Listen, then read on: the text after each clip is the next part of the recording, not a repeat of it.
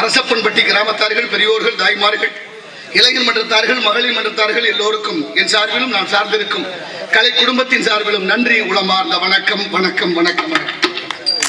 படிச்சா சோறு கிடைக்குமான்னு கேட்கிறேன் பல பேர். தமிழை வச்சு சோறு தந்துக்கிட்டு எவ்வளவு பெரிய அயோக்கியத்தனம். மனுஷன் சொல்லு பேச்சே கேட்கிறேன் இல்லையா, நான் என்ன பண்றது? என்னை எத்தனை பேர் பின்னால பேசுறேன்.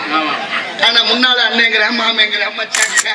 நான் மன்னர், என் மந்திரி, நாங்க 2 பேரும் தூக்கில போட்டு நாங்க வர இந்திர உதவிக்கு நாங்க நம்ம அறிவாளிய 2 பேரையும் தூக்கில போட்டுட்டு நாட்டை கைப்பற்றிட்டாங்க. அதுக்கு முன்னாலே குன்றத்தூர்ல அபிராமினி கேள்விப்பட்டியல அந்த அம்மாவுக்கு வாழ்நாள் சாகிற வரைக்கும் நீதிபதிக்கு நன்றி சொல்லணும். கோலம் போட்டோம். அதுலயும் மாமியா மருமக இருக்கிற வீடுனா போதும் மச்சான். எப்படி? ஆமா, பொழுதோட லேசா சண்டை வந்துட்டா போதும். காலையில எந்திரிச்சு அந்த அம்மா ஓடும்னு இந்த அம்மா போயிடும் ஒரு பக்கம், அப்புறம் இந்த அம்மா ஓடும்னு அந்த அம்மா போயிடும் ஒரு பக்கம். வாசல் வெறு வாசலா போயிடும். வரலாறு மிக முக்கியம் என்பதனாலே இதற்கு மாரடைப்பு நோய் வராதுன்னு இன்னைக்கு ஆய்வுகள் சொல்லுது. அதுலயே அமெரிக்காக்கார ஆய்வு பண்ணி சொல்றேன். நம்மால் சொல்லி கேட்டிருந்தா தான் நல்லா இருந்திருப்போம். தாய் 10 மாதம் சுமந்து பெற்றவல்ல, முந்தி தவங்கிடந்து 300 நாள் சுமந்து அந்தி பகலா சிவனை அர்ச்சித்து தொந்தி சரிய சுமந்து பெற்ற தாயார் தனக்கே எரியம மார்பிலையும் தொட்டிலையும் பட்டிலையும் போட்டு வளர்த்தாலே பால் ஊட்டி சீராட்டி அந்த தாய்க்கா விறகு இட்டு தீ மூட்டு வேண்டும் பாடினார். எல்லாருக்கும் ஆறறிவா இருக்குன்னா அங்க கொஞ்சம் கேள்விக்குறி இருக்கு. இந்த சமூகமா, இந்த உலகத்துக்கே பண்பட்ட சமூகம் தமிழ் சமூகம். ஆனா இன்று இருக்கும் நிலை என்ன? திருவிழானாலும் சாராயம் தேவைப்படுது, வீட்டுல யாராவது இறந்து போனா அங்கேயும் சாராயம் தேவைப்படுது. எப்படி இருந்துச்சு பழக்க வழக்கம்? எப்படி இருந்தது பண்பாடு? எப்படி இருந்தது கலாச்சாரம்? எப்படி இருந்தது மொழி? ஏன் இப்படி மாறினோம்? அப்பா அடிச்சு போட்டா உடனே தாய் கூப்பிட்டே அந்த மனுஷன் கோவக்காரர், அவரோட போய் சண்டை ஓடிக்கிட்டு போடா, நீ கடை பக்கம் போயிட்டு வாங்க, அத்தை வீட்டுக்கு போயிட்டு வா, சத்தம் போடாத போ சொல்லுவாங்க இல்லையா? திருமூலர் திருமந்திரத்திலே பாடுகிறார், கோயிலாவது ஏது குளங்களாவது ஏது, கோயிலும் குளங்களும் கும்பிடும் மனத்துள்ளே ஆவதும் அழிவதும் இல்லை இல்லையே என்று சித்தர்களுடைய வாக்கு. கும்பகோணம் பக்கத்துல கற்கடேஸ்வரர்னு ஒரு பாளையம் உண்டு. கற்கடேஸ்வரர் என்ன அர்த்தம் தெரியுமா? கடகம்னா நண்டு. நண்டு வழிபட்ட ஸ்தலம் தான் அந்த ஈசனுக்கு பேர் கற்கடேஸ்வரர். இந்திரனாகப்பட்டவன் மாறினான் அன்று முதல். அதனாலதான் அந்த ஊருக்கு பேரு திருந்து தேவன் குடின்னு பேரு. ஊர்ல குடியிருக்க கூடாது. என்ன காரணம்? கோயிலுக்கு போனோம்னா குளிக்கணும்னு தோணும். எடுப்பு, அதான் பிறவி எடுப்பு அப்படின்னா விரதமா இருந்த காலம் ஒரு காலம். கல்ல நுணுக்கி கோலம் போடுறோம். கல்ல நுணுக்கி கோலம் போடுறதே ஒழுங்கா போடுறது இல்ல. பழைய சோறு சாப்பிடும் போது சோத்துல எறும்பு கிடந்தா எடுத்து போட்டு சாப்பிடு, கண்ணு நல்லா தெரியும்னு சொல்லி வளர்த்தாங்க பெத்தவங்க. அப்படித்தானே வளர்ந்தோம். அங்கே ஒரு கைப்பிடி கோழி ஒத்தாத மொய்க்குருணை பச்சரிசி குருணையை போடுங்க, 1000 பேருக்கு அன்னதான இட்ட பழம் உங்க வீடு வந்து சேரும். திருநீர் கழிச்சீங்கன்னா தலையை வெட்டணும். ஒருவேளை மலம் கழிச்சீங்கன்னா 10 ரூபா அவதாரம். யாராவது பொண்ணு பிள்ளைய கெடுத்துட்டீங்கன்னா இது 50 ரூபா அவதாரம். எப்படி போட்டிருக்காங்க பாருங்க. அப்பவே மந்திரி மன்னருமா சேர்ந்து. ஆனா நம்மளால அறிவாளி இல்ல, சாதாரணமா நினைக்கல. மண்ணா தூக்கு போடுறது போடுறீங்க, முதல்ல எண்ணெயை தூக்குல போடுங்க ஒருத்தர். பின்னால இன்னொருத்தர் அப்படிலாம் அவரை போடாதீங்க, எண்ணெயை தூக்குல போடுங்க முதல்ல. என்ன விதைக்கிறோமோ அதை அறுவடை பண்ணணும். தெனை விதைச்சா தெனை இருக்கணும், வெனை விதைச்சா வெனை இருக்கணும். இந்த உலகத்துல பணம் இருக்கு, பதவி இருக்கு, எல்லாம் இருக்குங்கிறதுக்காக எந்த தவறையும் செய்து கொண்டே இருக்கலாம். ஆனா தவறுக்கான தண்டனையை உங்களால் தப்பவே முடியாது. இப்ப கேக்குறா, இப்போது ஒத்துக்கிறியா? சாமியார் பூர்த்தி ஆயிட்டாரா? இல்ல இல்ல இன்னும் கொஞ்சம் பாக்கி இருக்கு. இல்ல தலைதான் கீழே வச்சு படுத்துட்டாரா, இது என்ன பாக்கி இருக்கு? அப்படி இல்ல, ஊருக்குள்ள நம்மளை பத்தி என்ன பேசுறாங்கன்னு காது கொடுத்து ஒட்டு கேட்கிறான் பாரு. அந்த புத்தி என்னைக்கு போகுதோ அன்னைக்கு தான் அவன் முழு சாமியார். அப்ப பாடுறாரு, வித்தாரமும் கடமும் வேண்டாம் மடனெஞ்சே செத்தாரை போல. சோத்துல நடக்கிற எறும்பை எடுத்து போடுறதுனால கண்ணு தெரியாது. உண்மையிலேயே எறும்புகளுக்கு கண்கள் கிடையாது. கண் இல்லாத சீவராசி எறும்பு. எறும்புக்கு உணவு கொடுத்தால் வம்சம் நல்லா இருக்குங்கிற ஐதீகம் நமக்கு இருந்தது.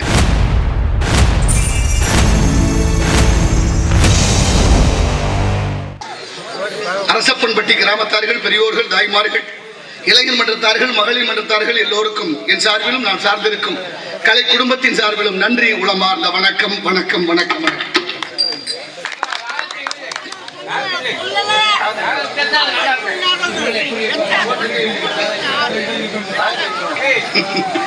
உள்ளம்பெருங்கோயில் ஊனுடம்பை ஆலயம் வல்லபிரானார்க்கு வாய்கோபுர வாசல் கள்ளப்புலனைந்தும் காணா மணி விளக்கே தெல்ல தெளிந்தார்க்கு சிவனே சிவலிங்கம் என்று இடைகளை பெண்களை சுழுமுனை ஆகிய மூன்றின்பால் சுவாசமான காற்றை ஏற்றி இறக்கி இருகாலம் பூரிக்கும் காற்றை பிடிக்கும் கணக்கறிவாளன் இல்லை. காற்றை பிடிக்கும் கணக்கறிவாளனுக்கு கூற்றை உதைக்க குறியதுவாமே என்று திருமூலர் திருமந்திரத்திலே பாடுகிறார். கோயிலாவது ஏது குளங்களாவது ஏது, கோயிலும் குளங்களும் கும்பிடும் மனத்துள்ளே ஆவதும் அழிவதும் இல்லை இல்லையே என்று சித்தர்களுடைய வாக்கு. ஆக கடவுள் உள்ளத்தை கிடந்தால் காணலாம் கடவுளை.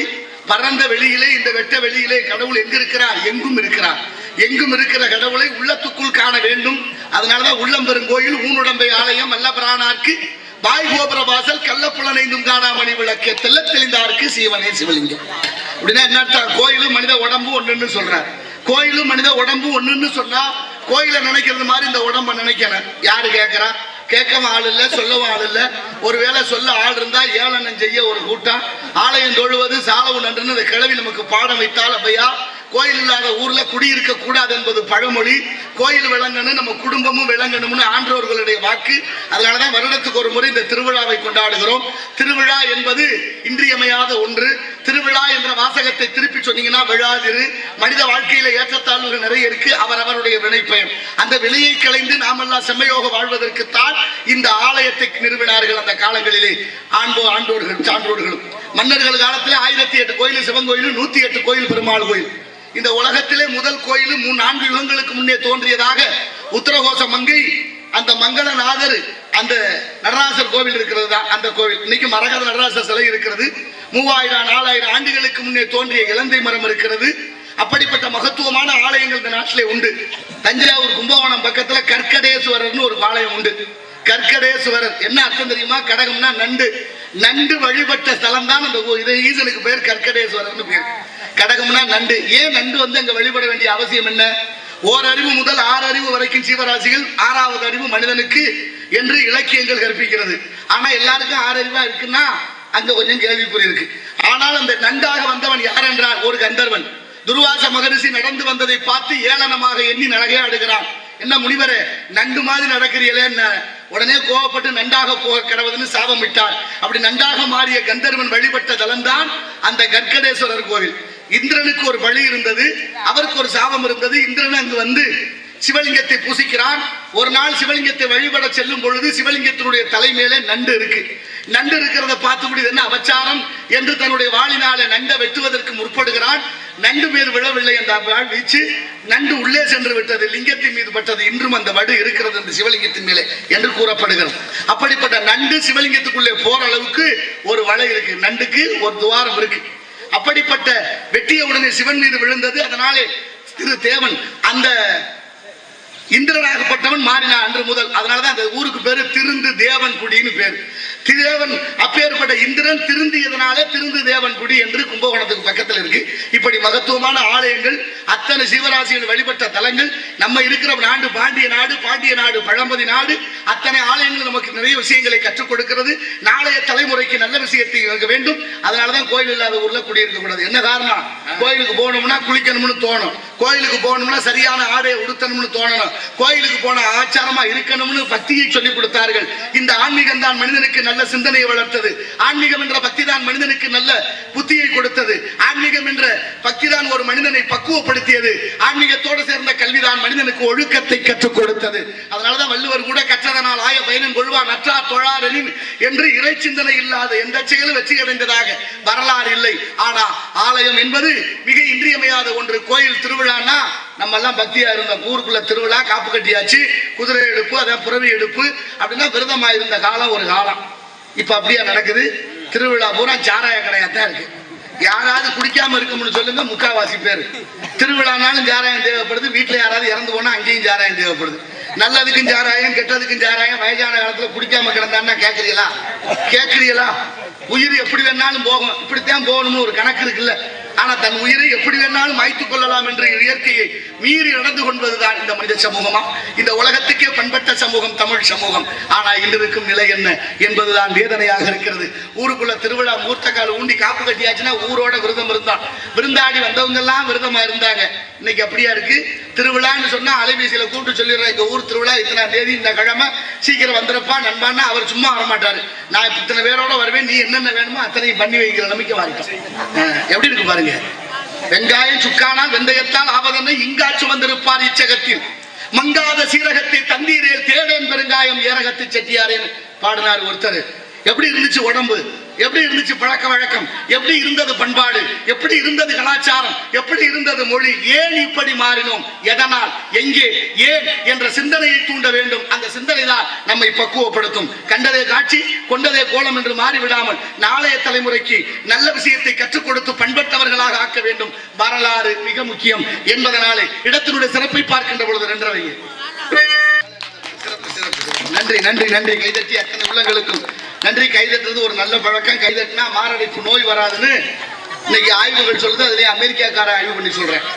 ஏன் அமெரிக்காக்காரன் சொல்றேன், நம்மால் சொன்னா கேட்க மாட்டோம். நம்மால் சொல்லி இருந்து கேட்டிருந்தா தான் நல்லா இருந்திருப்போமே. இவர் வந்துட்டாரு சொல்றதுக்கு. என்னை எத்தனை பேர் பின்னால பேசுறேன். ஆனா முன்னால அண்ணங்கிறேன், மாமங்கிறேன், மச்சாங்க. இருந்தாலும் பின்னால பேசாத ஆள் உண்டா? உள்ளொன்று வைத்து புறம் ஒன்று பேசுவார். உறவு களவாமை வேண்டும். எல்லாம் என் செயலாவது யாதொன்றும் இல்லை பராபரமே, எல்லாம் அவன் செயலே. அவன் அருளாலே அவன் தாள் பணிது. நம்ம கையில ஒண்ணுமே இல்லையே. நமக்கு மேல ஒரு சக்தி இருக்குங்கிறத நம்பணுமா வேண்டாமா? நம்பணும் இல்ல, நம்பித்தான் வேற வழியே இல்லை. ஆன்மீகத்துக்குள்ள இருந்துதான் அறிவியலே வந்திருக்கு. ஆன்மீகம் தான் மிக முக்கியம். ஆன்மீகம் தான் மனிதனுக்கு நல்ல சிந்தனை, நல்ல புத்தி, நல்ல ஆக்கம், நல்ல ஊக்கம், ஒரு தெளிவை கொடுத்தது. அந்த தெளிவு நமக்கு இருந்தது. தாய்மார்கள்லாம் கருணையே வடிவமானவர்கள். அப்பா அடிச்சு போட்டாருன்னா அம்மா தான் பிள்ளையை அரவணைப்பா. தாய் 10 மாதம் சுமந்து பெற்றவல்ல. முந்தி தவங்கிடந்து 300 நாள் சுமந்து அந்தி பகலா சிவனை அர்ச்சித்து தொந்தி சரிய சுமந்து பெற்ற தாயார் தனக்கே எரியத்தங்கள் மூட்டுவேன்னார் பட்டினத்தார். தாயார் என்னை அப்படி வளர்த்தாலே 300 நாள் சுமந்து அந்த தாய்க்கா தீ வைப்பேன். அந்த உடம்பு என்ன ஆகிறது? என்னை ஈ கடிக்காம எறும்பு கடிக்காம மார்பிலையும் தொட்டிலையும் பட்டிலையும் போட்டு வளர்த்தாலே பால் ஊட்டி சீராட்டி அந்த தாய்க்கா விறகுலிட்டு தீ மூட்டுவேன்னு பாடினார். படித்து என்ன பண்ணாரு? பச்சை வாழை மரத்தை அடுக்கி அந்த வாழை மரத்து மேல தாயை கிடத்தி தீ வைக்கல. ஒரு பாட்டு பாடினார். முன்னை இட்டதி முப்புறத்திலே, பின்னை இட்டதி தென்னிலங்கையிலே, அன்னை இட்டதி அடி வயிற்றிலே, யானும் இட்டதி மூழ்க மூழ்கவேன்னு பாடினாரு. அந்த தமிழ் பாட்டு அந்த தாயை தகனம் செய்தது. தமிழ் படிச்சா சோறு கிடைக்குமான்னு கேட்கிறேன் பல பேர். தமிழை வச்சு சோறு தின்னுக்கிட்டு எவ்வளவு பெரிய அயோக்கியத்தனம்! இந்த பட்டினத்தார் பாட்டு நமக்கு எவ்வளவு பெரிய கற்பிதத்தை கொடுக்குது. தாயை தகனம் செய்வதற்கு ஒரு 4 வரியில பாட்டு பாடினாரு. அதுவும் சுத்தமான தமிழ்ல. உடனே தீப்பற்றி எரிந்ததாக வரலாறு படிக்கிறோம். அப்படிப்பட்ட குழந்தையை பேணி காக்கும் இந்த சமூகம், ஒரு நாயா இருந்தாலும் கோழியா இருந்தாலும் ஆடு மாடுகளாக இருந்தாலும் தாய்மை என்பது புனிதமானது. அப்பேற்பட்ட தாய்மை தான் பிள்ளைகளை நேசிப்பார்கள். பிள்ளைகளுக்கு எந்த குறை வந்தாலும் தவறே செய்து விட்டாலும் என் பிள்ளை அப்படி பண்ணிருக்க மாட்டேன்னு பேசுவான். ஒத்துக்கிறீங்களா? அப்பா அடிச்சு போட்டா உடனே தாய் கூப்பிட்டை அந்த மனுஷன் கோவக்காரர், அவரோட போய் சண்டை ஓடிக்கிட்டு போடா, நீ கடை பக்கம் போயிட்டு வாங்க, அத்தை வீட்டுக்கு போயிட்டு வா, சத்தம் போடாத போ சொல்லுவாரா இல்லையா? அப்படி இருந்த இந்த சமூகத்துல தாய் தான் பாலின உறவுக்காக தன் பிள்ளையை கழுத்தை நெரிச்சு கொண்டு விட்டால. நேத்து பாத்தீங்களா? கிருஷ்ணகிரி முந்தா நாள்ல எவ்வளவு பெரிய 2 புள்ள பெத்து இருக்கிறா. 3வது புள்ள பெத்தவளை ஒரு அற்ப சுகத்திற்காக, பெண்ணோடு பெண் கொண்ட காதலுக்காக ஒரு குழந்தையை கழுத்தை நெரிச்சு கொண்டு விட்டான்.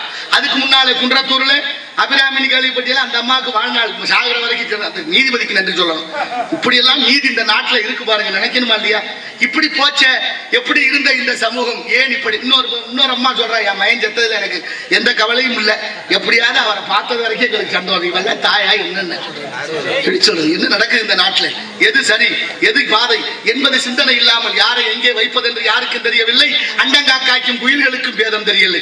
அப்பேற்பட்ட மனித சமூகத்தில் தாய்மை தான் சிறந்தது. அப்பேற்பட்ட பெண்கள் எல்லாம் அரிசி மாவுல வீட்டு வாசல்ல கோலம் போட்டாங்க. ஏன் அரிசி மாவுல கோலம் போட்டா எறும்பு சாப்பிடு, எறும்பு சாப்பிட்டா வம்சம் நல்லா இருக்குங்கிறது ஐதீகம்.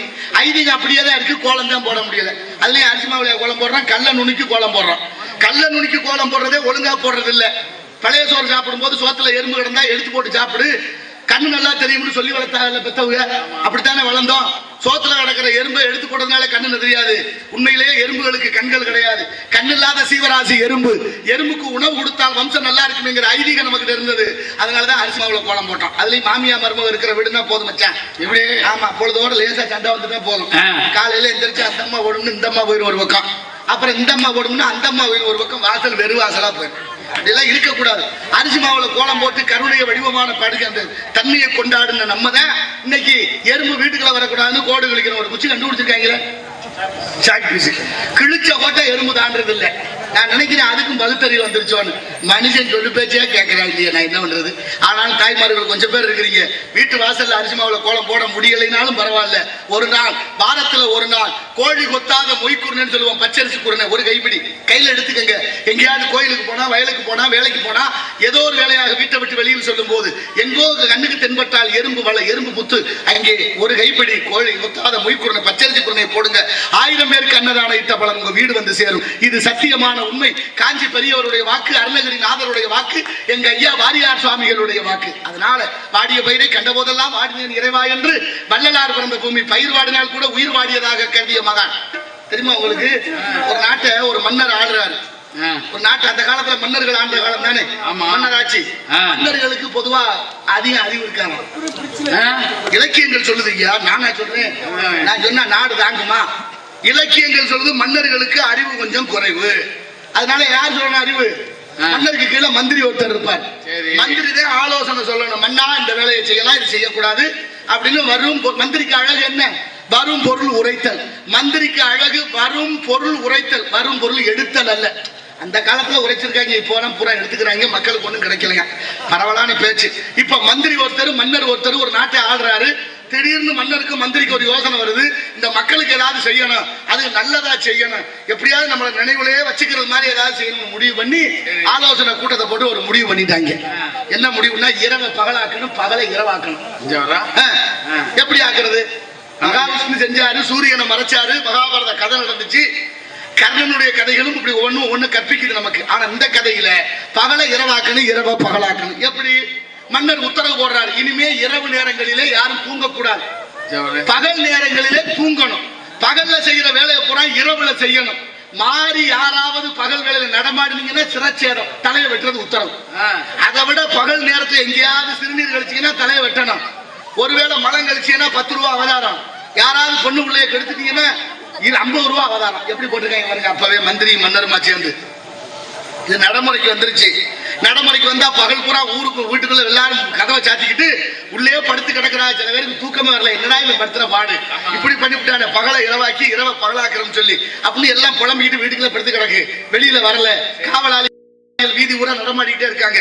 நம்ம அரசப்பம்பட்டியில இருந்து 2 புத்திசாலிகள் அந்த காலத்துல அந்த மன்னர் ஆண்ட ஊருக்கு போயிருக்கிறாங்க. நல்ல கவனமா கேட்கணும்.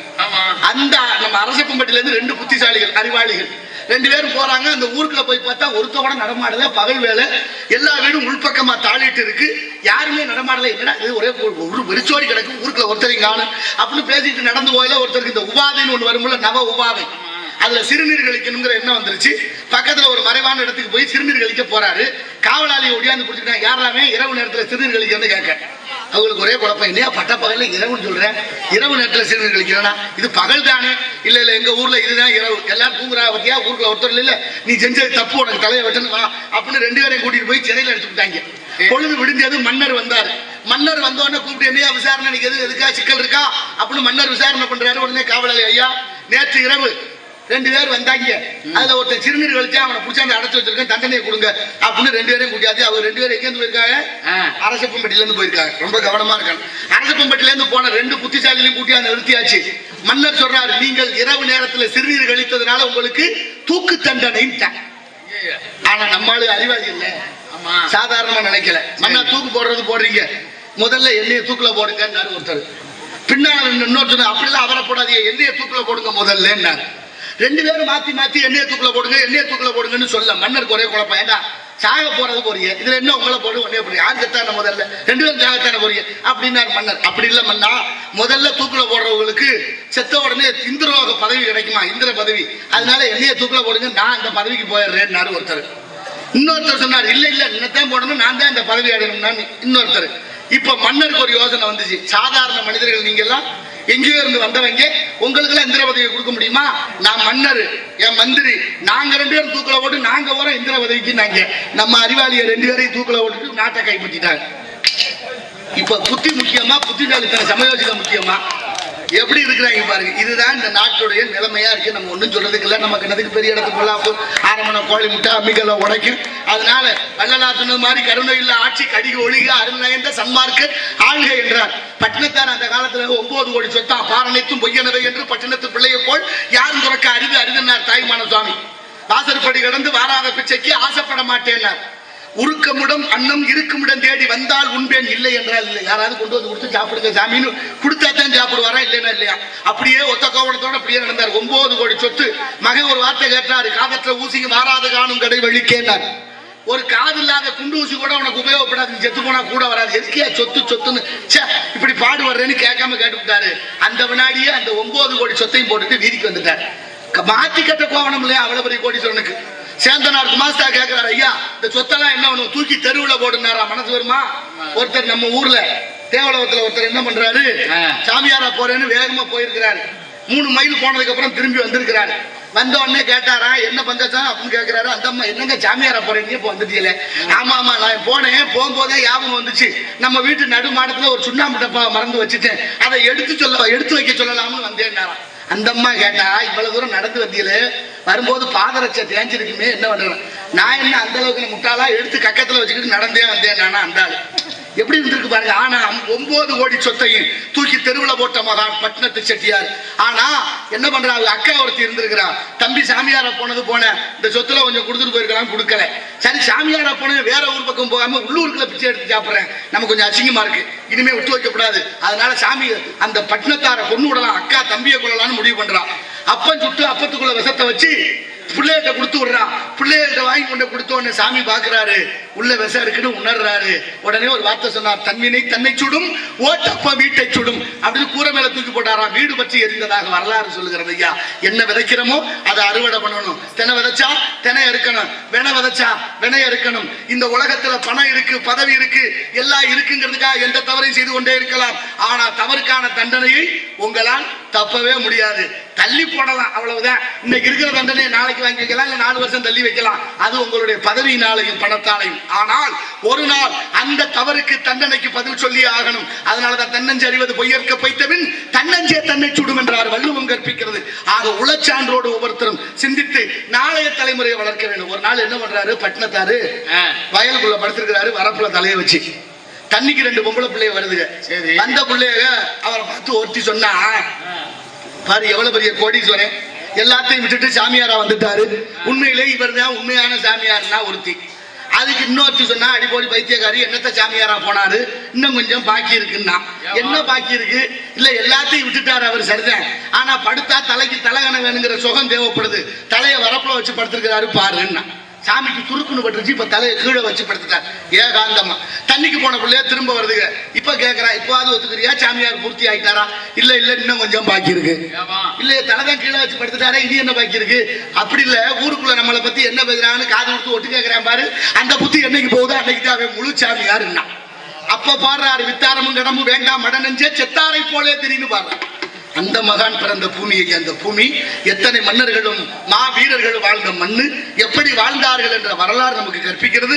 நாளைய தலைமுறைக்கு சொல்லலாம். ஒரு நாள் என்ன பண்றாரு, ஒரு குப்பை தொட்டியில சாப்பிட்டு போடுற எச்சியல் இருக்கா, அதை எடுத்து வச்சு சாப்பிட்டு இருக்கிறாரு. பல்லவ மன்னன் தேர்ல வர்றான்.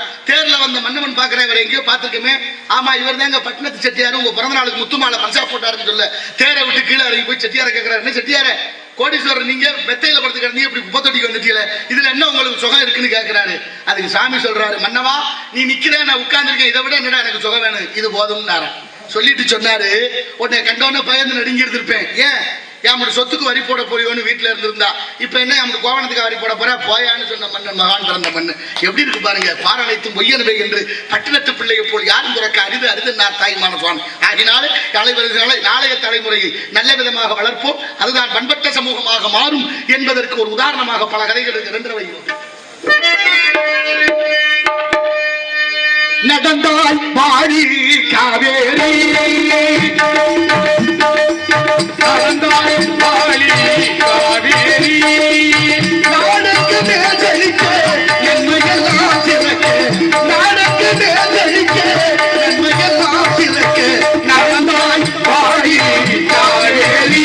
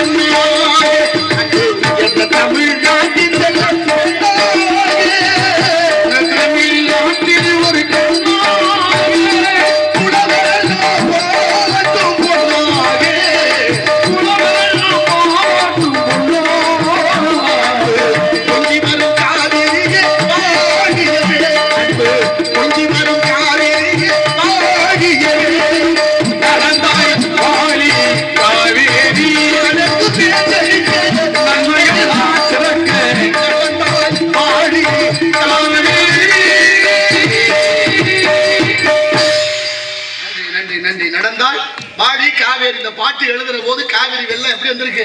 நடந்து வந்திருக்கிற அவர் கவிஞர் கண்ணுக்கு காவிரி நடந்து வந்தது போல தெரிஞ்சிருக்கு. அதனாலதான் காவிரி நடந்தாய் வாழின்னு பாடுறாரு. அதுக்கு முன்னால எப்படி வந்திருப்பா அப்படின்னா ஓடி வந்திருப்பா போல, அப்புறம் உருண்டு வந்திருக்கிறா, அப்புறம் நடக்க முடியாம தவந்து வந்திருக்கிறா, மொத்தத்துல வராம போயிட்டா. இப்ப காவிரி கர்நாடகாவில இருந்து வர்றதுன்னா பெருஞ்சிரமமா இருக்கு. காவிரி மேலாண்மை வாரியம் அமைச்சு எத்தனை வருஷம் ஆச்சு? இன்னைக்கு வரைக்கும் தீர்வு எட்டப்படலையே. ஆனா வருஷம் பூரா அதைத்தான் பேசுறோம். நமக்கு என்னதுக்கு பெரிய இடத்து பொருளாப்போ அரமணை கோழி முட்டை அம்மிக்கெல்லாம் உனக்கு தெரியும், எல்லாருக்கும் தெரியாமையா இருக்கு. நம்மளா புதுசா சொல்லணும். தெரிஞ்சிருந்தும் சில பேருக்கு கண்ணு தெரியாம போயிருது, காது கேட்டும் சில பேருக்கு காது கேட்காம போயிருது, வாய் இருந்தும் சில நேரத்தில் சில பேருக்கு ஊமையா போயிருது. நான் என்ன செய்ய ஒண்ணுன்னு சொல்றதுக்குள்ள தர்மத்தின் வாழ்வதன்னை சூதுகப்பு இறுதியிலே தர்மம் வெல்லும். காவிரி வெள்ளம் பெருக்கெடுத்து ஓடுது. இன்னைக்கெல்லாம் காவிரியில தண்ணி போய்கிட்டு இருக்கு. வணக்கம் ஐயா வாங்க. காவிரி தண்ணி போய்கிட்டு இருக்கு. காவிரியிலையும் கொள்ளிடத்திலையும் தண்ணி எங்க போகுது? காவிரி முக்கொம்பு வழியாக கல்லணை வழியாக சீர்காழி தாலுகா பூம்புகார் என்ற காவிரி பூம்பட்டினத்துல போய் தண்ணி கடல்ல கலக்குது. வீணா போய் பல லட்சம் கண்ணாடி தண்ணி வீணா கடல்ல கலக்குது. பச்சை தண்ணியை சேர்த்து வைக்க இந்த நாட்டுல ஒரு திட்டமும் இல்ல. பச்சை தண்ணியை விலைக்கு எப்படி விற்கலாம்னு மனுஷன் புத்தி வேலை செய்யுது. 10 ரூபாய்க்கு போத்தல் விற்கிது, தண்ணி போத்தல். 10 ரூபாய்க்கு தண்ணி போத்தலை வாங்கி தண்ணியை குடிச்சு விட்டு மாட்டுத்தாவணி பேருந்து நிலையத்தில் போய் திருநீர் கழிக்க போனா அவர் 10 ரூபாய் கேட்கிறார். சரி 10 ரூபாய் எடுத்துட்டு உள்ள போனா அது நரக வேதனை. போனவங்களுக்கு தெரியும். நல்லா வச்சிருக்காங்களான்னு பார்த்தா அவளை கொடுமையா இருக்கு. கேவல கக்கூச கூட ஒழுங்கா வச்சுக்க முடியல நாட்டுல. நமக்கு என்னத்துக்கு பெரிய இடத்து பொல்லாப்பு, அரமணை கோழி முட்டை அம்மிகளை உடைக்க. ஆனாலும் பாருங்க, காவிரி வெள்ளம் பெருக்கெடுத்து ஓடுது. அந்த தண்ணியை சேர்க்க நாட்டுல திட்டம் இல்லை. ஆனா தனி ஒரு மனிதனாக நீர் மேலாண்மையை கையில் எடுத்து நம்ம தஞ்சாவூர் மாவட்டம் பேராவூரணி தாலுகா நாடியம் கிராமத்தில் பிறந்த நிமல் ராகவன் உலக நாடுகள் எல்லாம் நீர் மேலாண்மையை கையில் எடுத்து செய்து கொண்டிருக்கின்றான். நம்ம தமிழ்நாடு முழுவதில் இருந்து இன்னைக்கெல்லாம் திருச்சுள்ளியில இருந்து சாயல்குடி வரைக்கும் இந்த கால்வாயை தூர்வாரிக்கிட்டு இருக்காரு. எத்தனை இடங்கள், எத்தனை தென்னாப்பிரிக்கா நாடான கென்யா போய் செஞ்சுட்டாரு. ஆப்பிரிக்காவை ஆப்ப நாடுன்னு வலைதளங்களை தட்டி பாருங்க. என்னென்ன செய்து கொண்டிருக்கின்றார். அரசாங்கம் செய்ய வேண்டிய வேலையை தனி ஒரு மனிதனாக நானும் உங்களுக்கும் சொல்றேன். நம்ம ஊரு நம்ம வீடுகளை நம்ம சுத்தமா வச்சுக்கிட்டோம்னா நம்ம ஊர் சுத்தமா இருக்கும். அந்த ஒண்ணு பார்த்தேன், மேடைக்கு பின்னால ரொம்ப அழகா சுத்தம் செய்து வைத்திருந்தார்கள். மறக்க முடியாது, அதை தவிர்க்க முடியும். இன்னும் சில வேலைகளை செய்து விட்டால் நம்ம உடம்பு நாகரிகமாக இருப்பது போன்று ஊர் சுத்தமாக, ஊர் சுத்தமான நாடு சுத்தமாக என்பது தனி ஒரு மனிதனாக எல்லோரும் சிந்தித்து செயல்பட வேண்டும் என்பதற்காகத்தான் இத்தனை விஷயங்களும் நாடு கற்பிக்கிறது. நாடு செய்யுமானா நம்மளும் நாட்டோட சேர்ந்து செய்ய வேண்டிய சூழல் இருக்கு.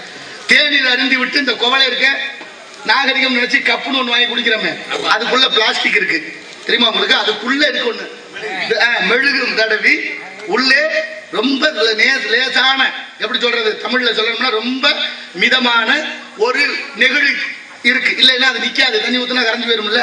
அப்ப அதெல்லாம் தெரியாது. நம்ம குடிச்சுப்படி எங்க வேணாலும் தூக்கி போடுறோம், எங்க வேணாலும் பிள்ளைகளும் தூக்கி போடுற அளவுக்கு விட்டுட்டோம். நம்ம சொல்லி கொடுத்து நாளைய தலைமுறையை சுத்தமாக சுகாதாரமாக வளர்த்து விட்டால் நாளை செய்யறவங்களை நம்மளும் கேள்வி கேட்கலாம். நம்மளும் சரியில்லைன்னா எல்லாரும் சரியில்லை.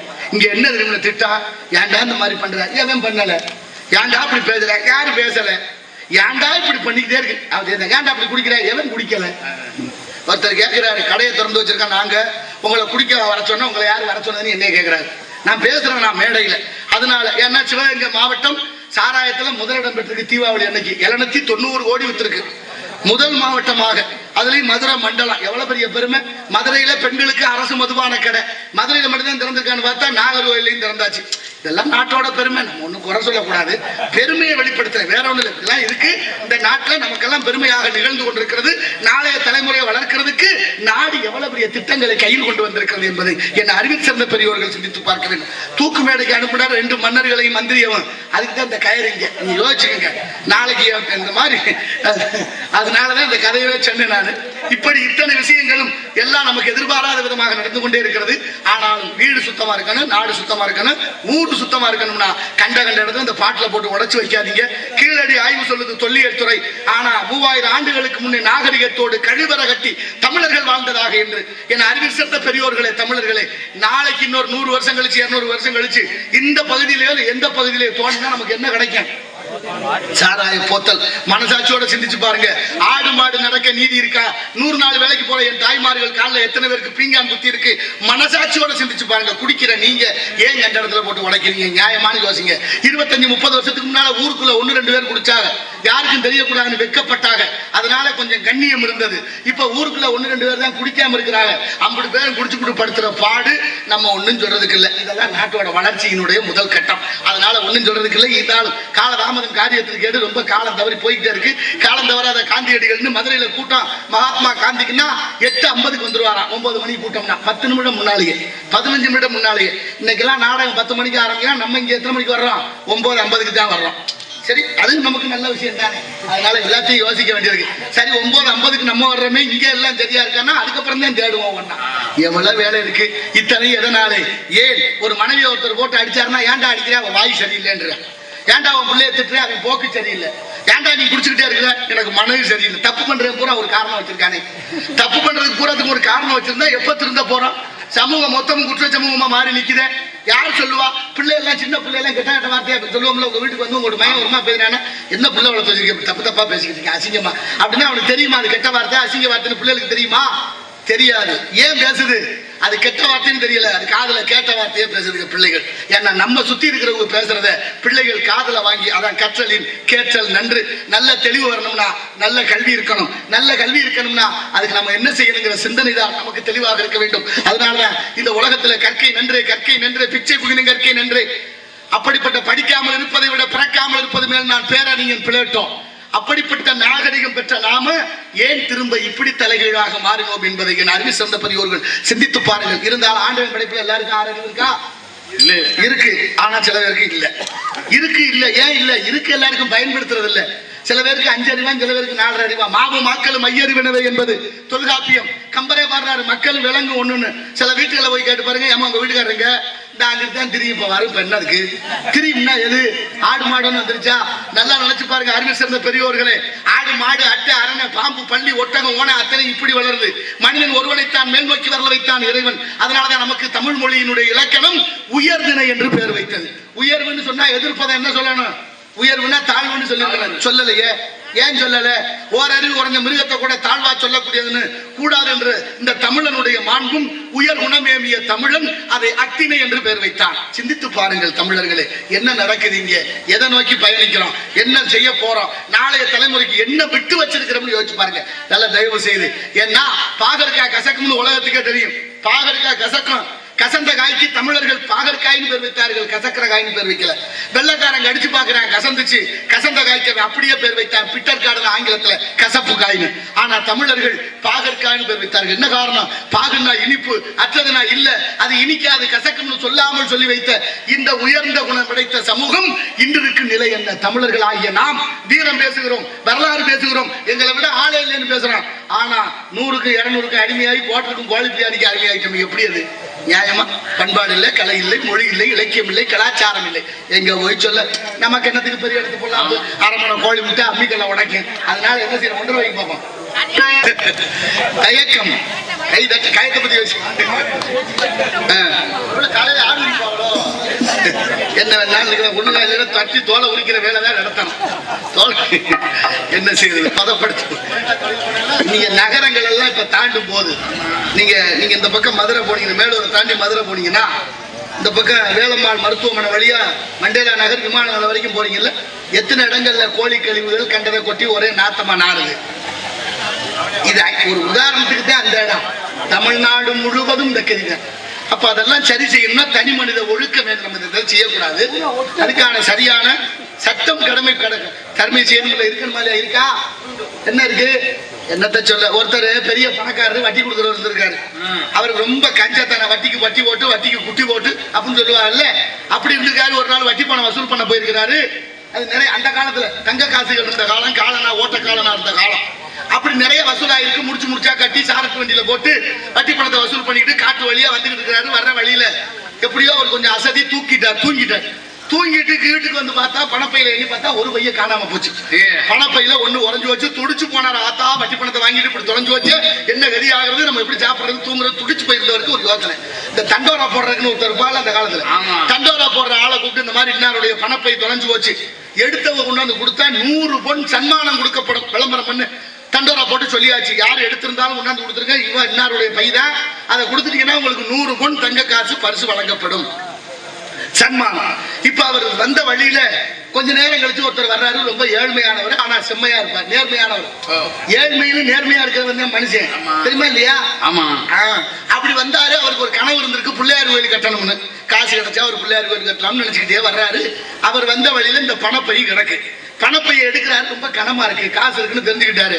சரி சரி கடவுளே பார்த்து கொடுத்துருப்பார் போல அப்படின்னு கொண்டு போய் வீட்டு பூசி அறையில வச்சுட்டு கை காலை கழுவிட்டு சாப்பிடலான்னு உட்கார்ந்தாரு. இந்த தண்டோரா போடுற சத்தம் கேட்டுருச்சு.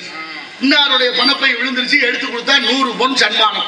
இப்ப முடிவு பண்ணார், சரி பரவாயில்ல புகழ விழுந்துச்சு எடுத்தோம், உடையவர் கேட்டாருன்னா கொண்டே கொடுக்கணும், கொடுத்துருவோம், 100 பொன் பரிசு சன்மானம் கொடுக்குறோம் இருக்கா, அதை வாங்கிக்கலாம் அப்படின்னு முடிவு பண்ணி பொழுது விடிஞ்சு குளிச்சு திருநீர் இட்டு அப்படி நிறைய கொண்டு போய் அவருக்கு கொண்டே கொடுக்க போறான். ஐயா நேற்று தண்டோரா படத்தை கேட்டேன், உங்களோட பணம்னு தெரிஞ்சுக்கிட்டேன், வச்சுக்கோங்க இந்தாங்க எண்ணி பாருங்க. எண்ணி பாக்குறாரு, அதுல 800 பொற்காசுகள் இருக்கு, 800 காசு இருக்கு. ஐயா இருக்கா, சரியா இருக்கா, சரியா இருக்கு, நீங்க எனக்கு 100 பொண்ணு சன்மானமா தர்றேன், நீங்களே அதை கொடுங்கன்னாரு. அவர் சொன்னார் 100 பொண்ணு தர்றேன்னு சொன்னதெல்லாம் உண்மைதான், நானா கொடுக்க மாட்டேன். ஏன் கொடுக்க மாட்டியா? ஏன்னா இதுல 900 பொற்காசு இருந்துச்சு, நீ ஏற்கனவே 100 காசை திருடிட்டு 800 கொண்டு வந்து கொடுத்துருக்க, அதனால மேற்கொண்டு வாங்கலாம் நினைக்கிறியா, கொடுக்க முடியாது. இப்ப அவருக்கு ரொம்ப வருத்தம், காசை கொடுக்க முடியாதுன்னு இருந்தா கூட கவலை இல்லை, என்னை திருடேன்னு சொல்லிவிட்டாரு, தன்மானத்துக்கு இழுக்கு, அதனால உனக்கு ஒரு பஞ்சாயத்தை வைக்கிறேன்னு போய் ஊருக்குள்ள பஞ்சாயத்தை வச்சுட்டாரு. பஞ்சாயத்தை கூட்டி பஞ்சாயத்துல சொல்றாரு, இந்த மாதிரி அவருக்கு பைய கழிச்சு நான் எடுத்துட்டு வந்திருந்தேன், ஆனா எடுத்து கொடுத்தவர்களுக்கு 100 பொன் சன்மானம் தர்றதா சொல்லி இருந்தாரு, திரும்ப கொண்டு கொடுத்துட்டு கேட்டா கொடுக்க முடியாது, என்னையே திருடன் என்று பட்டம் கட்டுகிறார். பஞ்சாயத்து கூட்டியாரு. உடனே பணக்காரரை கூப்பிட்டு விட்டு இங்க வாங்க, நீங்க இந்த மாதிரி கொடுக்குறேன்னு சொன்னீங்களா? ஆமா. உங்களோட பணப்பை தானே? ஆமா. எவ்வளவு வச்சிருந்தீங்க? 800 பொண்ணு இருந்துச்சு. அப்படியா, எடுத்துட்டு வாங்க. 900 பொண்ணு இருந்துச்சு, இதுல எத்தனை இருக்கு? 800 இருக்கு. இப்ப தீர்ப்பு என்ன சொல்லணும்? எண்ணி பார்த்தா 800 இருக்கு, நான் 900 வச்சிருந்தேன், 100 எடுத்துக்கிட்டாரு, அதனால கொடுக்க முடியாது. அவர் பஞ்சாயத்து, இவர் தரலன்னதை தரல, நான் எடுக்கலேங்கிறாரு. இப்ப பஞ்சாயத்துல ஒரு முடிவு வருது, பணக்காரர் அவர் எதுக்கு 100 பொண்ணை குறை சொல்ல போறாரு? என்னதான் இருந்தாலும் பொய் சொல்றது ஏழையாத்தான் இருக்கும். எப்படி முடிவு பண்றாங்க பாருங்க, ஏழை தான் பொய் சொல்லுவேன், ஆனா இங்க ஏழையில எப்படி இருக்கா தெரியுமா? 2000 3000 கொடுத்துட்டு சத்தியம் பண்ணு ஓட்டு எனக்கு தான் போடுறேன்னா அதை மாறாம போடுறேன் நம்மால். ஆனா கதையில என்ன சொல்றேன் பாருங்க, ஏழை தான் திருடி இருப்பேன், பணக்காரன் நேர்மையா இருப்பான்னு ஒரு கதையை சொல்லி தீர்ப்பு எப்படி கொடுத்தா பாருங்க. ஐயா நீங்க வச்சிருந்த பையில 900 பொண்ணு இருந்துச்சா? ஆமா. இதுல எவ்வளவு இருக்கு? 800 இருக்கு. அப்ப 800 இருக்கிற பைய அவர்கிட்ட கொடுங்க, கொடுத்தாச்சு. நீங்க வச்சிருந்தது 900 பொய் பொண்ணுன்னா அந்த பை இல்ல இது, இந்த பை வேற ஆறுட்டோ, அதை அவர்கிட்ட கொடுத்துருங்க. 900 பொண்ணு இருக்கிற பை வந்தா அது உங்களுக்கு தரப்படும் போங்காட்டாங்க. அதான சரியா இருக்கும், அதான தீர்ப்பு. அப்படியா நடக்குது இன்னைக்கு தீர்ப்பு? நம்ம கொண்டு சொல்றதுக்கு இல்ல, நீதியும் இல்ல நிதியும் இல்ல, எல்லாம் மொத்தமா. அதனால காலதாமதம் காரியத்திற்கு கேடு, எடுப்பு என்று சொன்னால் அதற்கு எதிர்ப்பு தேவை, ஏற்ற பாவை செய்கிறார்களா கலாச்சேவை என்று பற்றற்று கவனிப்போம். நாராயண நமக. ஆலோலம் சோ என்று பண்பாடி கொண்டிருக்கின்றார் பெண்மகள். யாருக்காக? முருகனுக்காக. முருகனுக்காக இந்த இடத்திலே 12 ஆண்டு கால தவம், குறிஞ்சி நிலம், மலை சார்ந்த இடம் ஆக வந்த வினையும் வருகின்ற வல்வினையும் கந்தன் என்று சொல்ல கலங்குமே, செந்தில் நகர் சேவகா என்று திருநீர் அணிபவர்க்கு மேவ வாராதே வினை என்றார் அருணகிரியார். அருணகிரியாருடைய ஆயுள் முடியுது, செத்து போயிடலான்னு திருவண்ணாமலை கோபுரத்திலிருந்து விழுகிறாரு. விழுந்தவர் அருணாச்சலேஸ்வரர் சிவசிவான்னு சொல்லி விழுகல, அம்மான்னு சொல்லல, அப்பான்னு சொல்லல, திருவருள் முன்னினை முருகான்னு விழுந்தாரு. முருகன் உள்ள கையில தாங்கி சும்மா இரு சொல்லறபவ அப்படின்னு 12 ஆண்டுகள் உட்கார வைத்த பெருமை அருணகிரியாருக்கு உண்டு. அந்த அருணகிரியார் பாடியதுதான் திருப்புகழ் 16,000. அப்பேற்பட்ட திருப்புகழ் பாடிய அருணகிரியாருடைய வாக்கின்படி இந்த இடத்துல முருகப்பெருமான் குடிகொண்டிருக்கின்றார். முருகனுக்காக வள்ளி இங்கே காவல் காத்துக் கொண்டிருக்கின்றார் என்பதை பார்க்கின்ற பொழுது அஞ்சரை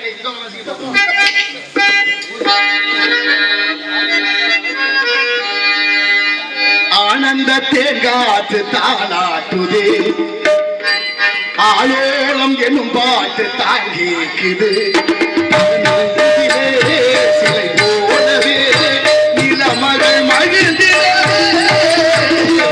ஆனந்த தேங்காற்று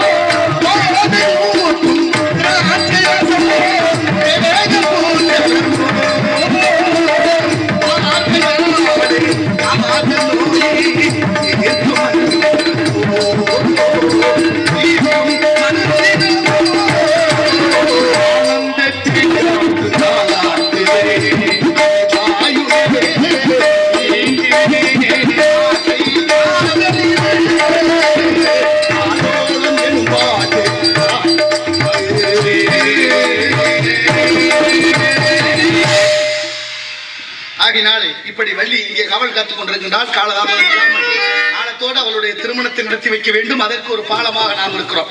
இங்க ராமநாதபுரம் சமஸ்தானம் விஜய ரங்கநாத சேதுபதினு ஒரு மன்னர் இருந்தார் தெரியுமில்ல? அந்த மன்னர்களுக்கு ஒரு சாபம் இருக்கு தெரியுமா? ஆமா, பெரிய சாபம் அது. இந்த சாபம் எதனால வந்துச்சுன்னா, திருச்சியில இருந்து புறப்பட்டு வந்தார் ராமநாதபுரம் மாவட்டம்.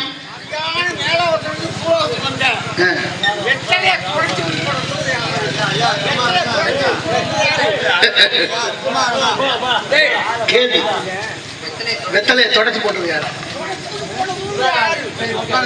இருக்கட்டும், அதனால ஒண்ணு இல்ல. ஆமா ஆமா, அவருக்கு அவர் சிந்தனையில் நல்லது. அருமையான கேள்வி. வெத்தலை யார தொடச்சு போட்டாங்களா யாருன்னு கேட்கிறாரு. சரி, இருக்கட்டும். அதனால விஜய ரங்கநாத சேதுபதி மன்னர்கள் வம்சத்துக்கு ஒரு சாபம் இருக்கு. அந்த சாபம் என்னன்னா, தாய்மான சுவாமி திருச்சியில இருந்து போறாரு, ஒரு மயானத்துல உட்கார்ந்து இருக்கிறாரு. அவர் செத்து போனார்னு தகவல் கிடைக்குது. இறந்த பிணம் தானே என்று கட்டமொட்டையெல்லாம் அடிக்கி தீ வைக்க சொல்லி உத்தரவு விட்டாச்சு. இந்த உத்தரவு போட்டதுனால தீ வச்சாச்சு. தீயோட வெப்பம் தாழாமல் சிதையை தள்ளி எழுந்து பாடுகிறார் வித்தக சித்தர்கணம் என்று மொத்தம் 100 பாட்டு. அந்த சாபம் இன்னைக்கு வரைக்கும் அந்த சமஸ்தானத்துல ஆண் வாரிசுகள்லாம் 40 வயசை தாண்டலை. அந்த வரலாறு இன்னும் இருக்கு பாருங்க. அப்ப எதையுமே முன்னால செய்யும் போது பிறருக்குன்னா முற்பகல் செய்யும், தமக்குன்னா பிற்பகல் தாமே விளையும் என்று வள்ளுவர் சொன்னது போல. ஒருத்தர் நடந்து போயிட்டு இருக்காரு, பூசணிக்காய் கிடந்திருக்கு. பூசணிக்கான இந்த தர்பூசணி இல்ல, சாம்பல் பூசணி, நீத்து பூசணி, தடியங்காய்னு பேரு திருநெல்வேலி பக்கம். திருஷ்டி பூசணின்னு சொல்றோம்ல, அந்த பூசணிக்காய் கிடந்திருக்கு. உருளையா வெள்ளை வெள்ளையா கிடந்திருக்கு. அவருக்கு ரொம்ப சங்கடம், என்ன இவ்வளவு பெரிய காய் என்ன இருக்கும் அப்படின்னு உருட்டி பார்த்தா அது கொடியில காய்ச்சி கிடக்கு. அவனுக்கு ஒரு சந்தேகம் வந்துருச்சு, இவ்வளவு பெரிய காய் ஒரு சின்ன கொடியில யார் படைச்சது? கடவுள் தான் உருவாக்குனானா? கடவுளுக்கு அறிவே இல்லை, முட்டாள். சின்ன கொடியில இவ்வளவு பெரிய காய் என்ன பொருத்தம் இல்லாம அப்படின்னு வருத்தப்பட்டுக்கிட்டே போறேன். பக்கத்துல ஒரு ஆலமரம் போய் மல்லாக்க படுக்கிறாரு. ஆலமரத்துல மேல சின்ன சின்ன பழங்கள் இருக்கு. இப்போ ஒரு யோசனை வந்துச்சு, இவ்வளவு பெரிய மரத்துல ஒரு சின்ன பழம், ஒரு சின்ன கொடியில அவ்வளவு பெரிய காய், கொஞ்சம் கூட பொருத்தம் இல்லை, கடவுளுக்கு அறிவு இல்லை, கடவுள் முட்டாள் அப்படின்னு சொல்லி படுத்து. நாட்டுல கொல்ல போய் கடவுளை முட்டாள்னு சொல்றேன். ஆனாலும் பாருங்க, சொல்லிட்டு படுத்து கிடந்தா திடீர்னு ஒரு காத்து வந்தது, மரம் அசைந்தது, ஆலம்பழம் நழுவி ஒரு நெத்தியில வந்து பொத்து விழுந்துச்சு. அப்பான்னு எந்த பதறி போய் இப்ப நினைக்கிறேன், ஆத்தாடி ஒரு சின்ன பழம் விழுந்ததுக்கு இந்த வழி வலிக்குதே. ஒருவேளை நம்ம நினைச்ச மாதிரி பூஜனிக்காய் மேல இருந்து விழுந்திருந்தா நேரம் தலை என்ன கதியாயிருக்கேன், செதர் தேங்காயா போயிருக்குமே. கடவுள் மிகப்பெரியவன், சரியாத்தான் வச்சிருக்கேன். இயற்கை இயற்கையாக, நதி நதியாக, ஆறு ஆறாக, கடல் கடலாக, மணல் மணலாக, வயல் வயல்வெளிகளாக அத்தனை ஒழுங்கா இருந்துச்சு. மனித பேராசையில எல்லாம் தலைகளா போச்சு. இளங்கோவடிகள் பாடுகிறார், குறிஞ்சியும் முல்லையும் முறைமையில் திரிந்து நல்லி இயல்பு கட்டு நில நடுக்குற்ற போது பாலை படிவம் கொள்ளுன்னார். நடக்குதா இல்ல? இன்னைக்கு மலையை பூரா உடைச்சு மண்ணா விற்கிறோம், ஆத்து மண்ணாளி பூரா வித்துட்டோம், மரங்கள் எல்லாம் வெட்டியாச்சு. அப்புறம் பாலைவனமா மாறுமா மாறாதா? கேரளாவில் ஒரு குச்சியை ஒடிக்க முடியல, சட்டம் அப்படி இருக்கு. ஆனா இங்க இருக்கிற மலை இல்ல, மரம் இல்ல, எதை வேணாலும் என்ன வேணாலும் செய்யலாம். அதை பத்தி யாருக்கும் கேள்வி இல்லை. நாளைய தலைமுறை எப்படி வாழ வைக்க போறோம்? மரங்கள் இல்லை என்றால் பறவைகள் அழிந்து விடும். பறவைகள் அழிந்து விட்டால் 25 நிமிடங்களிலே மனித சமூகம் அழியுமா? விஞ்ஞானிகள் ஆய்வு. ஏன்? பூச்சிகள், விஷ வண்டுகள், இந்த பறக்கிற பூச்சியை நம்மளை தாங்க முடியல, நிக்க முடியல. ஆனா பறவைகள் இல்லை என்றால் விஷ வண்டுக்கள் வந்து மனித இனத்தை அழிக்கும் என்று விஞ்ஞானிகள் கருதுகிறார்கள். என்றால் வீட்டுக்கு ஒரு மரம் வளர்ப்போம் இல்ல, வீட்டுல இருக்க அத்தனை பேரும் மரம் வளர்க்கணும். பிறந்த நாள் வந்தா மரம் வளர்க்கணும். மரத்தை அநியாயத்துக்கு வெட்டி தூக்கி வீசக்கூடாது. அத்தனை மரங்களுக்கு அவ்வளவு தன்மைகள் இருக்கு. ஆலமரம், புங்க மரம், புளிய மரம், வேப்ப மரம், மாமரம், பலாமரம், ஆலமரம், அரச மரம், எல்லா மரங்களும் நின்னா மரம், விழுந்தால் விறகு. சில மரம் தான் நின்னாலும் மரம், விழுந்தாலும் விறகு. வீட்டுல என்ன உத்தரம்? தேக்கு. என்னையா நில? வேம்பு. கட்டில என்ன? சந்தனம். சன்னல் என்ன? படாக்கு, கோங்கு. சில மரங்கள் நின்னாலும் மரம், விழுந்தாலும் மரம். அதுபோல மனிதர்களும் நின்னாலும் மனிதர்கள், சில பேர் விழுந்தாலும் மனிதர்கள். அதனாலதான் மனிதன் மனிதனாக வாழ வேண்டும். அந்த மனிதனாக வாழ்ந்து விட்டால் வாழ்க்கை திறக்கும். நாளைய தலைமுறைக்கு சொல்லிக் கொடுக்க யாரும் வச்சிருக்கிறோமா அப்படின்னு ஆசிரியர்களுக்கு மாணவர்களுக்கு இந்த ஒற்றுமை விலகி போச்சு. சேர்க்கவே முடியலையே. எந்த பிள்ளையாவது வீட்டுல பயலுக நேருக்கு நேரம் நின்று பேசுறாங்க, பார்த்தா இப்படி பேசுறேன், முகத்தை பார்த்து பேசுறாங்க. இல்ல பெத்த ஊரோட பாத்தீங்களா கதையா? இன்னைக்கு பாருங்க, 2 பிள்ளை 2 இளைஞர்கள் வந்திருக்கிறாங்க. 5 வயசுல சொல்றேன் எங்க அப்பா ரொம்ப தங்கமானவர் புள்ள. 10 வயசுல சொல்றேன் எங்க அப்பா நல்லவர் தான், இருந்தாலும் அப்பப்ப கத்துவாரு, புத்தி சொன்னா பிடிக்கல. 15 வயசுல அம்மாட்ட போய் சொல்றேன், அம்மா உன் வீட்டுக்கார சொல்லி தேவையில்லாம என் விஷயத்துல தலையிடுறாரு, அப்புறம் நாளைக்கு நல்லா தெரியாதுன்னு மிரட்டுறேன். அப்புறம் 20 வயசுல அம்மாட்ட போய் தலையில அடிச்சுக்கிறாங்க, எப்படி அந்த ஆளை கட்டி விடுவோம், கடவுளே கரும். அப்புறம் பார்த்தா பாருங்க, 30 வயசுல நான் எங்க அப்பாவோட பேசுறதே இல்லைங்க. அப்பா எது செஞ்சாலும் குத்தம்ங்கிறாரு, இருந்தாலும் லூஸ் மாதிரி பேசிக்கிட்டு இருக்காங்க. மண்டையில முடிவெடிக்க வாங்குறாருன்னா கோடு போட்டு ரோடு போட்டு, நாகரிகம் அதுக்கு பேரு, பண்பாடு அதுக்கு பேரு, கலாச்சாரம் அதுக்கு பேரு. முடி அலங்காரம் என்பது முக அழகா கட்டணும் தம்பி, அலங்கோலமா தர்றாங்க. கேட்டா நாகரிகம்னு ஒத்த வார்த்தை. ஆமா, நீங்க பாருங்க பெரிய உள்ள எழுதிறாங்க பரவாயில்ல. ஒரு அம்மா அவரை சேர்க்காதீங்க மச்சான், அவனுக்கு ரொம்ப அழகா இருக்க மச்சான் இருக்குது. எனக்கெல்லாம் எவ்வளவு மிச்சம், எல்லா பேரும் முடி விட்டுவேன், நான் முடி விட்ட தேவையில்லை. மிச்சம் பண்ற சூப்பரா இருக்கு. ரொம்ப நம்மளை கை கட்டாதீங்க, பேசாம இருங்க. கலவரப்புனா தம்புரா முடியும் அப்படின்னா என்ன அர்த்தம்? சில நேரங்கள் நீங்க பாருங்க, நான் வேஷம் போட்டு நடிக்கிறேன், அரிதாரம் பூசி நடிக்கிறேன், நீங்க எல்லாம் வேஷம் போடாம நடிக்கிறீங்க தெரியுமா இல்லையா? உலகம் நாடக மேடையில் அனைவரும் நடிகர்கள் தான். அம்மாவுக்கு பிள்ளையாக, அப்பாவுக்கு பிள்ளையாக, மனைவிக்கு கணவனாக, பிள்ளைகளுக்கு தகப்பனாக, உறவுகளுக்கு உறவுகளாக, எல்லாருக்கும் ஒரு வேஷம் இருக்கு. அந்த வேஷம் கலையாம பாத்துக்கிறது ரொம்ப முக்கியம். இதை கூட கலைச்சிடலாம். அந்த வேஷம் மிக முக்கியம் என்பதை உணர்ந்தால் வாழ்க்கை ஒரு நாடகம் மேடை.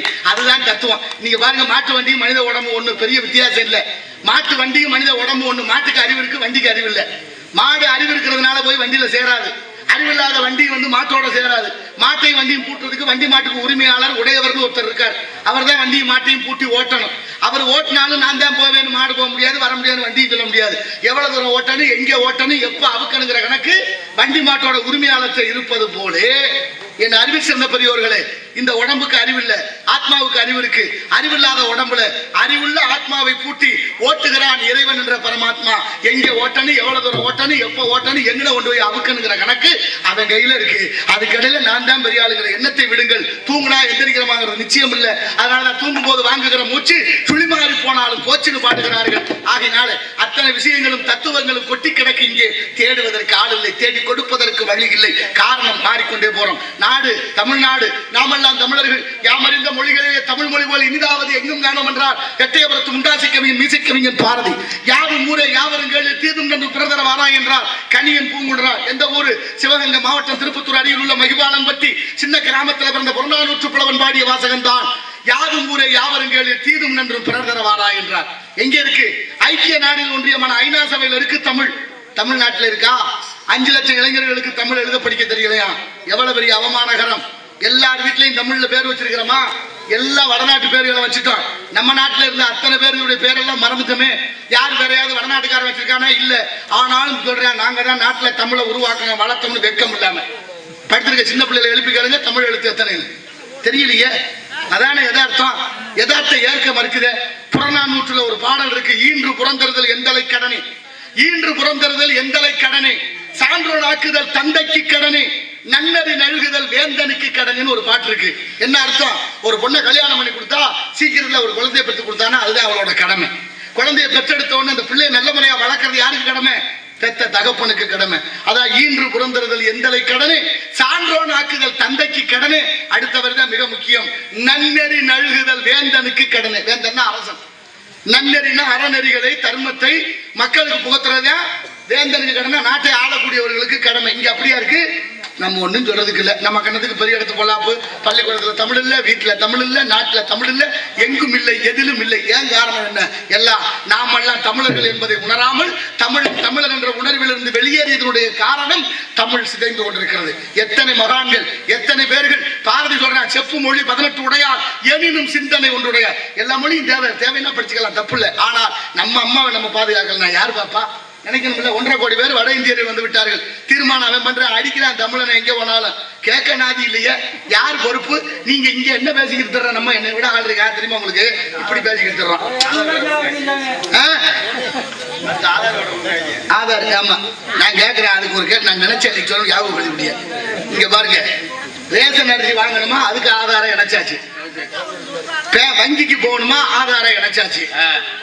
அரசு அலுவலகம் பூரா ஆதார் எண்ணை இணைச்சிட்டோம். என்னென்ன உதவி பெறணுமோ அதுக்கெல்லாம் ஆதார் எண்ணை இணைச்சாச்சு. ஏன் ஓட்டு வாக்காளர் அட்டையோட ஆதார் எண்ணை இணைக்கல? இணைச்சிருக்கணுமா வேண்டாமா? இணைச்சிருந்தா ஒரு ஆள் 10 ஓட்டு ஓட முடியாதுல்ல. குற்றம் குற்றம் நெற்றிக்கன் திறப்பினும் அங்கம் புழுதுபட அறிவாளி நெய்பூசி பங்கப்படபட நகால் பரப்பி சங்கரனை கீரனருக்கும் நக்கீரனா என் பாட்டில் குற்றம் காணத்தக்கவன்னு கேட்கிறார். அடுத்த வார்த்தை சொன்னார் பாருங்க, சங்கர் இருப்பது எங்க குலம், சங்கரனாருக்கு ஏது குலம், சங்கை அருந்துண்டு வாழ்வோம், அரணே உன் போல் இறந்துண்டு வாழ்வதில்லை அப்படின்னு நெற்றிக்கன் திறப்பு. அப்படி இருந்த நாடு, அப்படி இருந்த தமிழ் எப்படி இருக்கு பாருங்க. தமிழர்கள் எல்லாம் தலைகுனிவாகி கொண்டே இருக்கிறோம். எங்கு போய் சொல்ல? நீங்க முருகன் கையில ஒரு வேல் இருக்குல்ல, முருகன் கையில ஒரு வேல் இருக்கு. அந்த வேலாயுதம் அவங்க அம்மா கொடுத்தது, பராசக்தி கொடுத்தது. அதனாலதான் ஞான பூரண சக்தி தரித்தருள் பெருமாளேன்னு அருணகிரியார் பாரு. இந்த வேலாயுதத்தோட தன்மை என்ன? நுனி கூர்மை, இடையில விசாலம், கீழே ஆழமா இருக்கும். ஒரு மனிதனுக்கு அறிவு அப்படித்தான் இருக்கணும். அறிவு கூர்மையா இருக்கணும், விசாலமா இருக்கணும், ஆழமா இருக்கணும். ஆயுதம்னு பேரு, இருக்கு பேரு ஆயுதம், வேல ஆயுதம். ஆயுத எழுத்துன்னு ஒண்ணு இருக்கு தமிழ்ல, அதனுடைய வடிவமும் அப்படித்தான் இருக்கும். இந்த வேலாயுதத்தை எப்படி பாடுறாரு தெரியுமா அருணகிரிநாதர்? நினைச்சு பாருங்க. ஒரு சூரிய வெப்பத்தை நம்மளால தாங்க முடியல. பகல்ல சூரியன் வந்துட்டா, மழை வந்துட்டா சூரிய வரல, சூரிய வரலங்கிறோம். சூரியன் வந்தோட இப்படி சுட்டடிக்குது, மழை இப்படி தாங்க மனுஷ பொழப்பு. இப்படி போனா முன்னால போனா கடிக்குது, பின்னால வந்தா உதைக்குது. கழுதைக்கு வாக்கப்பட்ட பொழப்பா போச்சு. பக்கவாட்டிலேயே நடமாடு வேறு இருக்கு. இப்ப சூரியன், ஒரு சூரியன் வெப்பத்தை தாங்க முடியல. அருணகிரியார் என்ன சொல்றாரு? 100 கோடி சூரியனை ஒன்னா சேர்த்து அதை பொடி பண்ணி, அதை மாவாக்கி, அதை உருக்கி கருக்கட்டி வார்த்து எடுத்தால் எவ்வளவு பிரகாசமா இருக்குமோ அந்த அளவுக்கு இருக்காம் வேலாயுதம். கற்பனைக்கு கூட எண்ணி பார்க்க முடியாது சூரியனை பொடியாக்குறதுக்கு. அது 100 கோடி சூரியனை. அப்படி என்ன பாடுறாரு தெரியுமா? அருண கணபன புயக சுடிகையில் அகில புவனம் உதவு மலைமகள் அமலை ஆரியை அந்தரி சுந்தரி இமய மாமையில் அம்பைத்திரி அம்பகி அச்சிர சகோதரி அனைத்து வேத தலைவி அற்புத புராதனி வரப்பிரசாத பிரகிருதி அம்பர் குண்டல பேதை சாம்பவி விம்ப கிஞ்சிக பூவை பூங்கொடி அச்சர லட்சை பத்தற்கர மத்திடு சக்கர தலத்திரி அச்சு தடச்சரி ஆயுதர் மைந்தன் முகம் ஆயிரம் விளங்கியதொரு ஆறுதர வண்டர் ஆறுமுக புண்டரிகள் அறுவரை திறந்து வஞ்சகிராம கற்குமிகி அபயமிட அஞ்சல் என்று கீரனுக்கு உதவி அரசரிய வாமன முனிக்கோர் தமிழ் திரையமும் அபரிமிதமாக வெறுத்த கடவுள் புலவன அனுபவ சித்தப்பவ கடலில் புகாதனை வினவி எடுத்து வைத்த கடல் கிருபாகரன் ஆசிலா சாரத போதனர் இன்புரு வாசகாதீத மனோலய பஞ்சன் அகரு முகமத களப பரிமள விகட முகபட கடின புலகித அமிர்த பூதரி செந்தர் செல்குடி குமுத வாய்மொழி குஞ்சரி மஞ்சரி அக்கமர் கோடிவர் வச்சரவாணி குமாரி தக்க அமராவதி புறக்கும் ஆணை கிரமன் 51 8 3 5 தங்கம் அப்பாலை வன்போல அப்படி பத்தி பழுத்த மனத்தில் அச்சனை மெச்சிய சச்சை பணிப்புயன் 6 நிலை என்று முதலாகிய பரங்கிரி ஆவண நெடுங்குடி அருணை இளஞ்சிய செந்தூர் திருப்பழனி அடியர் மன வங்கயம் செங்கோடி வைக்கலிக அனவர்த நிலமன முத்தரி சுனப்படி அறிவிருது வாய்தர் செருத்தனின் வெப்பமனும் அழகில் திருப்பதியில் பயில் கற்பகாடவி அனுபவன் அத்த நிறுத்தன் அரத்த ஆடையர் 6 மாமாதர பயோதர பந்தியில் ஆரவே பாலமுதார் நெடுந்தகை வருண சரவண மடுவில் வரும் ஒரு மதலை மரகமல் குதலை மொழிகள் மதுகர அரகம் மந்திர சிந்தர மனமாறாத கடம்பு வணைந்த மற்றழுகு தாரமதி உறுத்த தேவை பருக மற்கட சமூகம் அமைதற்றுள்ளால் 8 வரை மண்டல் பதாம்பிய வந்திக்கு தனிக்காம வாஞ்சி மத்த முடித்தல் அத்தர் பிரியப்பட நித்த மறைப்பொருளை தெளிவித்தவன் மாதிரமும் மந்திரமும் நீரு நிழலும் பிறக வாசிக்கு விடம் பொழிய மகர சலிலம் கிடந்து இந்திராதியருக்கு அமுது பகுதர முகுந்தன் மண்மஞ்சாயுத கடவுள் மருகன் மரபாதவி முடுக்கும் அவன் உருகும் அடியார் இருவினை தொகை அறுக்கும் அவன் மரவர் பொறுப்பில் ஒருத்தி பொருட்டு வடிவம் முழுக்க நிறைத்த விருத்த வேதியன் மாதரா ரூப நிராகுல சிந்தையில் ஆதி உதாளவதானி விளங்குகிறன் வரத வரதன விரத அனுபவம் மௌன குருவரன் நிபுண குணதரம் வடச சாதனை வென்று முடிந்தர வலிய பார விளங்கிடு புங்கவன் மட்டிலிரு நாள் திரை கட்டி நிமுக்கதி உத்தரகுடாதி சங்க ரத்னாதிகிரி மங்க துங்க விட்டேறு வாங்கிய செங்கை பங்கேன் சோதி காங்கேயன் மத்த மிளத்திரை மித்த தவித்திர சுத்த பவித்திர விவர்த்தி அளிப்புன் வாரண முகன் தனது தாதையை வளஞ்சுழல வாகைமையில் கொண்டுலகு சூழ்நொடி வரும் உமரம் மயமுறு பிரபஞ்சம் சங்கேத சச்சமயம் வழியும் மனமும் கடந்து எங்கே நிற்குமவன் மதுர மொழியால் உலகணத்தை உணர்த்துமவன் மகுட மலப்பதற்குரியும் மரகத பச்சை குலத்துரக திவாகரர் வடிவை உருக்கி வடித்த திருக்கைவேல் முருகா முருகா முருகா முருகா முருகா முருகா. அருணகிரியார் பாடுகிறார். பாதிதான் பாடிருக்க, என்ன மீதி இருக்கு. அத்தனைக்கு விளக்கம் சொன்னா ஒரு வாரம் ஆகும். அவ்வளவு அழகான தமிழ் இருக்கு. அதையெல்லாம் விட்டுட்டு ஏதோ நடக்குது, நேரம் இல்லை. நான் வந்தது 2 மணிக்கு, இன்னொரு நாள் 1 மணிக்கு வர்ற வாய்ப்பு கிடைச்சா நிறைய 11 வருகிறான் காவலன். அவனை பிறகு நமது கழகத்தை பற்றி சிந்திப்போம். நாராயண நமக.